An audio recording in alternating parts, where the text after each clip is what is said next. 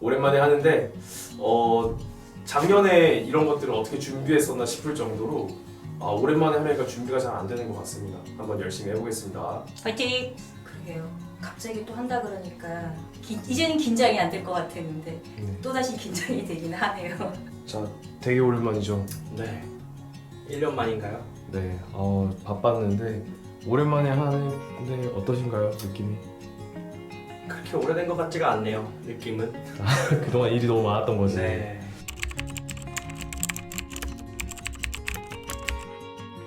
선생님들의 교육 활동이 진짜 좀 많이 위축되고 있다는 느낌을 해가 갈수록 많이 받고 있습니다.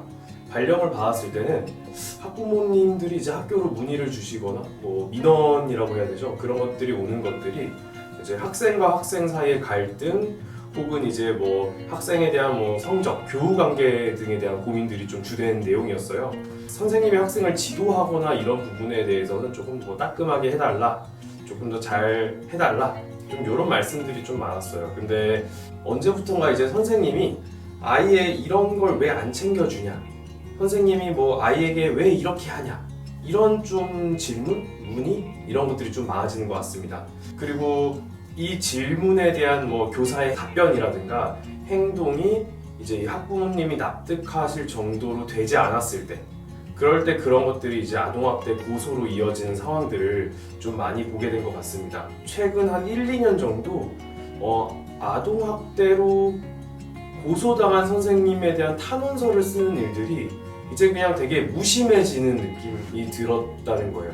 그만큼 좀 빈번해진 거죠. 네, 그런 것들이 조금 요즘 느끼는 현장의 분위기인 것 같습니다. 저 올해도 벌써 하나 썼거든요. 저 같은 경우에는 20년 가까이 학생을 지도하였지만 최근에 들어서야 아동학대라는 용어에 대해서 신경을 쓰기 시작한 것 같습니다. 그만큼 아동학대가 사회적으로 관심사가 된 것은 최근입니다. 반대로 말하면 너무 늦게 아동학대가 사회적 문제로 부각된 것이 아닐까 생각합니다. 아동에 대한 인식이 너무 늦게 성숙했기에 아동학대를 사회 속에서 빨리 지우려는 역사의 흐름이 여러 곳에서 다른 부작용을 만들고 있습니다. 늦어지만큼 빠르게 해결하는 자세는 좋지만 너무 급하게 해결하려다 보니 학교 현장에서는 부모의 교사에 대한 불신, 교사의 아동에 대한 법적 책임, 학생이 교사에 대해 권리에 대항하는 모습, 다른 아동의 학습에 대한 권리 침해, 그리고 교직 만족도 절하와 교육열 상실 등과 같은 문제가 새롭게 드러나고 있다고 봅니다. 경력이 그렇게 오래된 것도 아니지만 그 사이에 상당히 많은 게 변화한 것 같아요. 물론 아동학대나 정서학대는 절대로 일어나서는 안 되는 일이고 상당히 아이들한테 또 그 가족들한테도 상처를 주는 행위임에는 변함이 없지만 그 민감도가 상당히 높아졌다 이런 생각이 들어요. 과하게 민감도가 높아지다 보니까 행동 자체에 제약이 생기고 또 교육활동 진행하는데 한마디 뭐 하나의 행동 이런 것도 좀 조심스러워지게 되는 것 같아요. 선생님 이거 아동학대예요, 뭐 선생님 이거 신고할 거예요 라는 말을 뉴스에서도 뭐 이렇게 심심치 않게 들어볼 수가 있어요.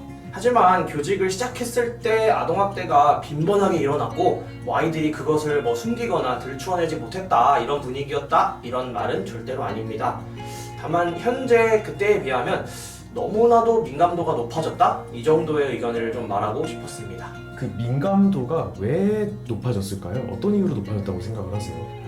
저는 어쨌든 민감도가 높아진 이유는 그런 사건이 있었을 것 같아요.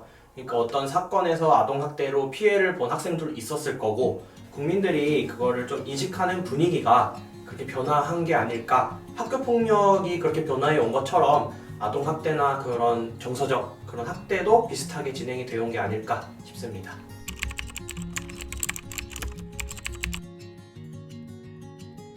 아동과 교사를 대척점에 두고 생각하고 싶지는 않습니다. 학부모와 교사를 대척점으로 두고 싶지도 않아요. 그리고 아동학대는 교사든 아니든 절대로 이제 일어나서는 안 되는 일임에도 동의를 합니다.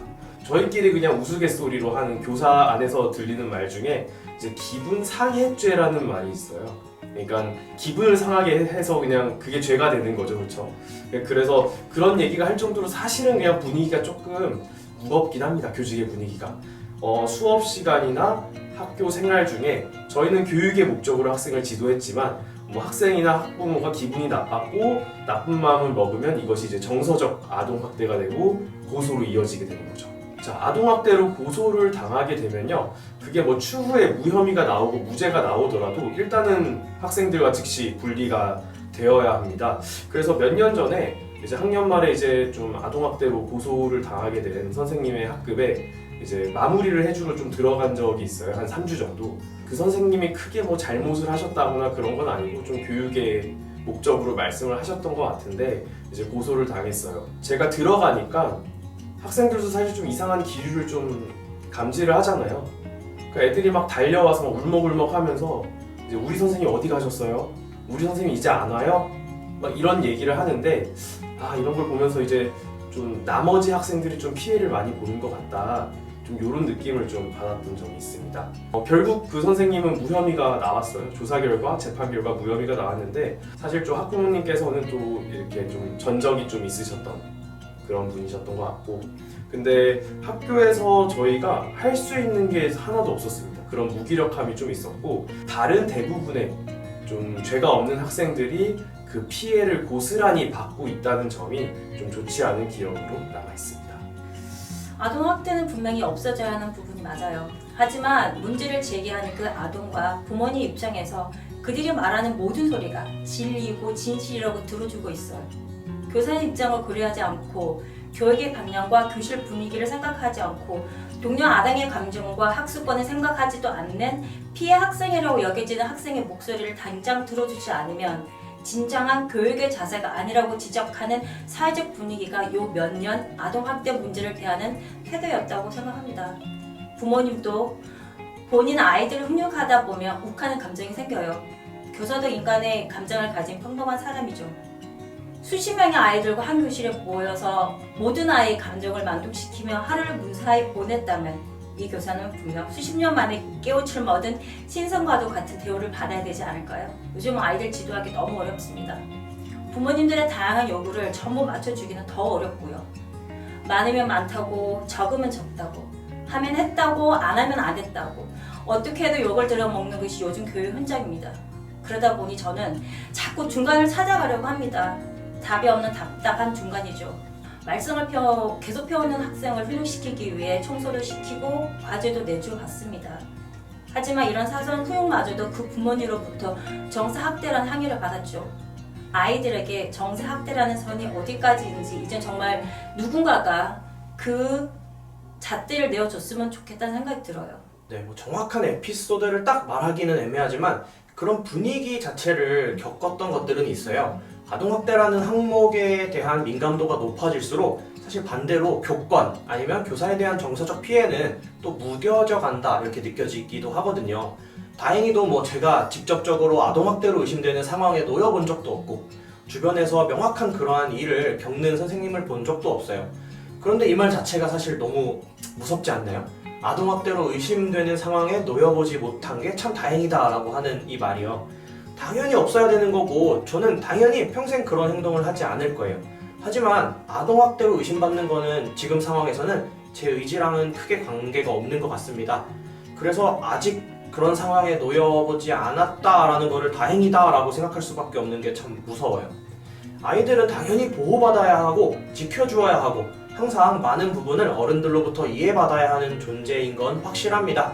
그것은 제가 교사기 때문이 아니라 그냥 사람 대 사람으로 보았을 때도 아이들에게는 항상 맞는 말이에요. 다만 그것이 어느 한쪽에 걸리만이 너무 비대해져서 좀 비정상적인 행태를 보여지게 되는 상황으로 전개된다면 그 이후에는 어떤 결과가 나타날지 그 누구도 알 수가 없어요. 그 어떤 어른도 당연히 교사를 포함해서 아이들을 대하는 적극적인 그 어떤 행동도 하지 않게 될 수가 있어요. 실제로 일부 교사들은 적극적으로 지도하고 생활 지도하는 그런 것에 대해서 조금은 회의감을 느끼고 소극적인, 그러니까 아동학대, 정서적 학대 등으로 혹시라도 몰리진 않을까 하면서 주의하는 태도로 임할 수밖에 없어요. 그러한 분위기의 전환, 끝은 어떻게 될까요? 그리고 뭐 사례라고 하면 저는 교권보호보험에 가입을 했습니다. 말도 안 되는 상황이 저에게도 혹시라도 펼쳐진다면 상당수 많은 부분을 보호받을 수 있어요. 변호사를 선임한다거나 말도 안 되는 억울한 판결에 대해서 대응할 수 있는 부분이라거나, 그리고 아까 말씀드렸던 교권이 침해받았을 때 보상까지도 받을 수 있다고 해요. 다행인지 아직은 그 보험의 혜택을 확인해 볼 기회는 없지만 이러한 상품이 나왔을 때 보험사에서 예상했던 가입 수치의 몇 배를 훌쩍 넘겼다고 해요. 상당히 많은 교사들이 가입을 하게 된 거죠. 이 자체가 하나의 에피소드가 아닐까 싶습니다.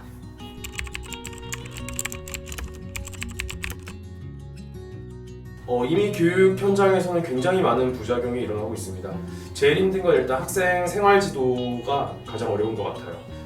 약간 비약적인 상황일 수도 있어요. 근데 예를 들어서 학생이 수업 중에 이제 막 큰 소리 욕을 하면서 옆에 친구를 때리고 있어요. 그럼 보통 선생님들이 어떻게 할까요? 보통은 가서 이제 학생을 지도를 하겠죠. 그 상황을 말리고, 왜냐면 피해받는 학생들이 있으니까. 근데 제가 훈육을 하는 과정에서 학생이 기분이 나빴다, 혹은 그 과정이 학부모님께서 마음에 안 들었다, 그럼 이게 정서적 학대로 고소할 수 있는 명분이 됩니다.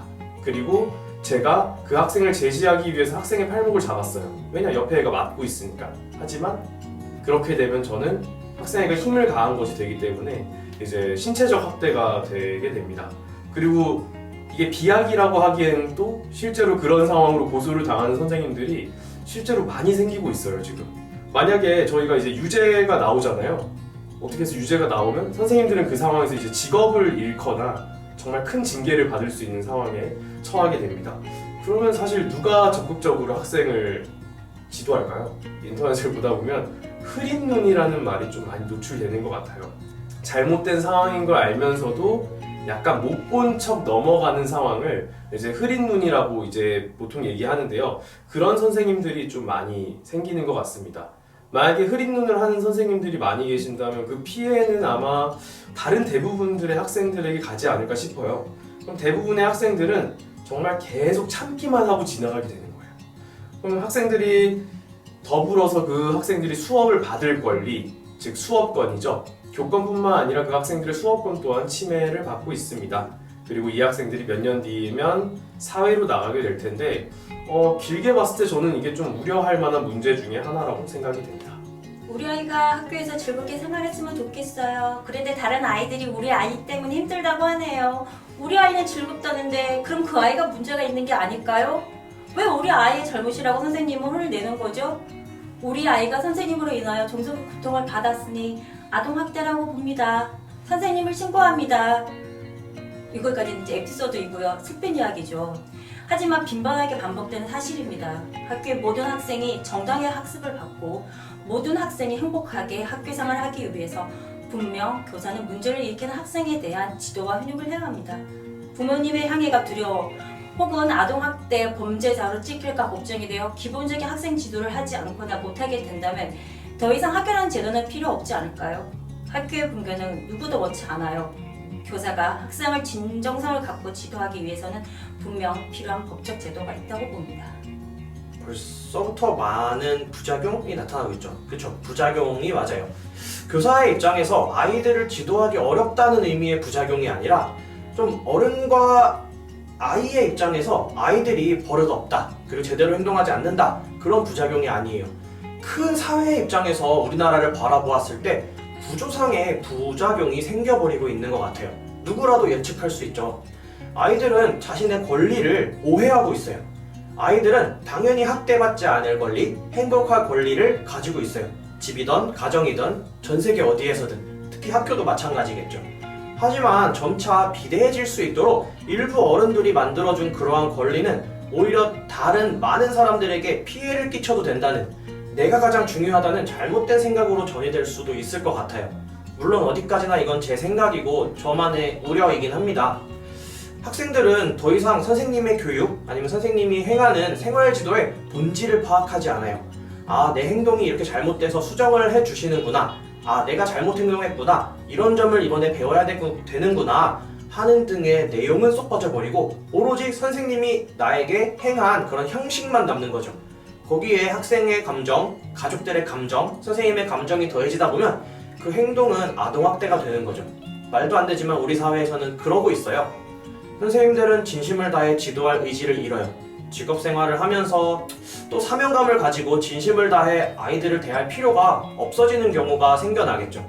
아무리 잘 지내고 아무리 많은 학생들과 많은 공감대, 라포를 형성한다고 하더라도 딱 한순간의 행동, 한 단어로 아동학대로 몰려버릴 수 있잖아요. 또 지금 우리의 법 체계에서는 선생님의 말을 굳이 꼼꼼히 들어주려고 하지 않으니까요. 사실이든 아니든 더 이상 아동학대로 한번 몰려버리면 교사는 회복할 수 있는 길이 거의 없다시피 해요. 지금 이러한 분위기가 쭉 흘러가서 10년이 지나고 20년이 지난 뒤 우리나라가 어떻게 될지 궁금하기도 합니다. 과연 어떤 모습을 보여줄까요?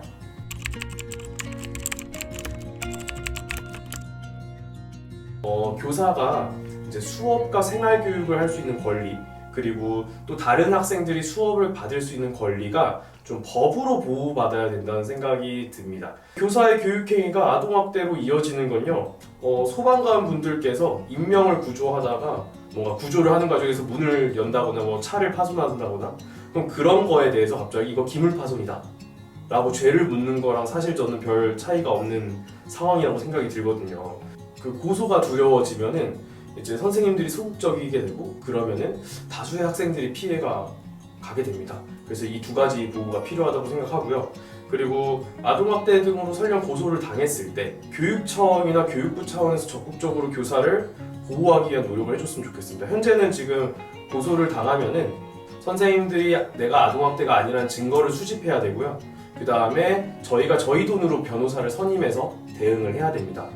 근데 이런 것들은 좀 교육청이나 교육부 차원에서 좀 적극적으로 변호나 보호를 해줄 필요가 있다고 생각을 하거든요. 아동학대를 실제로 정말 저지른 분들은 정말 칼같이 처벌해야 된다고 생각합니다.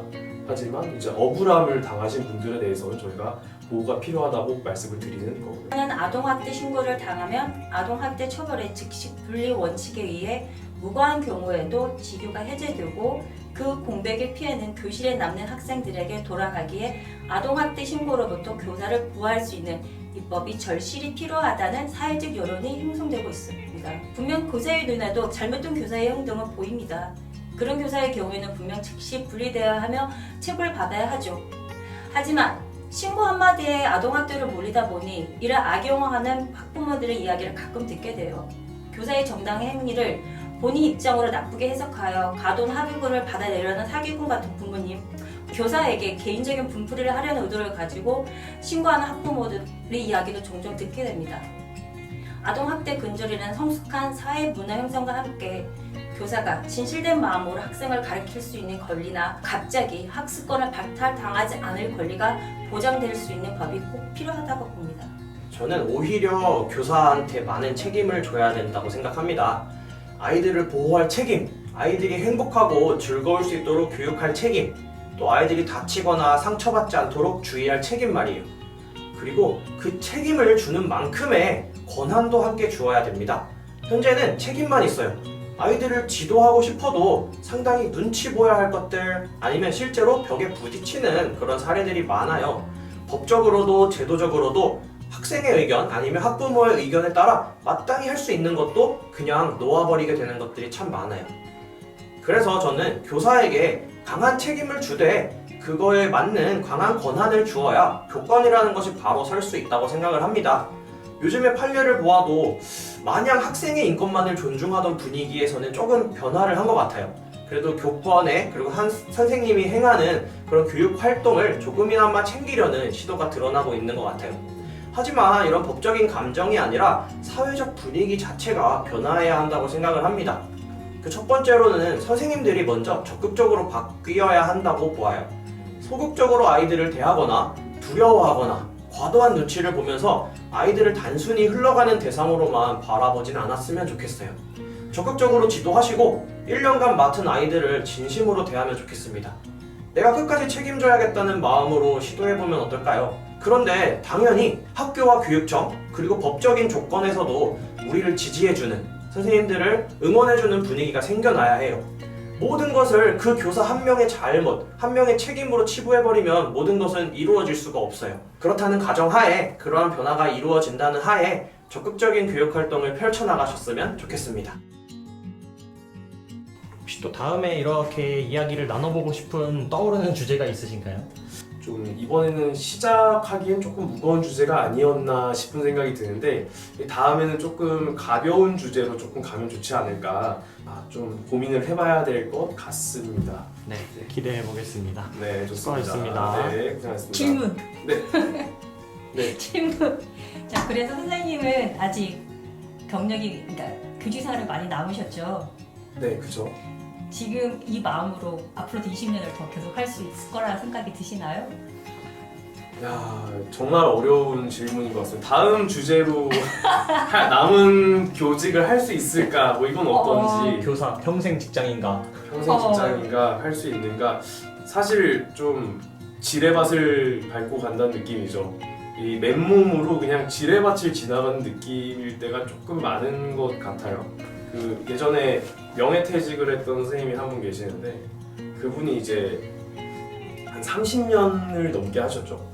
근데 그분이 이제 소감을 얘기하는데 나에게 아무 일 없이 35년이 흘렀음에 너무 감사한다. 누구한테 감사해야 될지 모르겠지만 너무 감사한다. 이런 말씀을 하셨는데 그때 저 2년 차였거든요. 그래서 그냥 뭔 말인지 이해를 못했는데 이게 시간이 지나고 조금 그런 상황들을 많이 보면서 그분의 말씀이 조금 이해가 많이 가고 저도 이제 내가 남은 날을 그렇게 갈 수 있을까? 내가 잘한다고 해도 뭐 누가 와서 꿍 부딪힐 수 있는 거니까.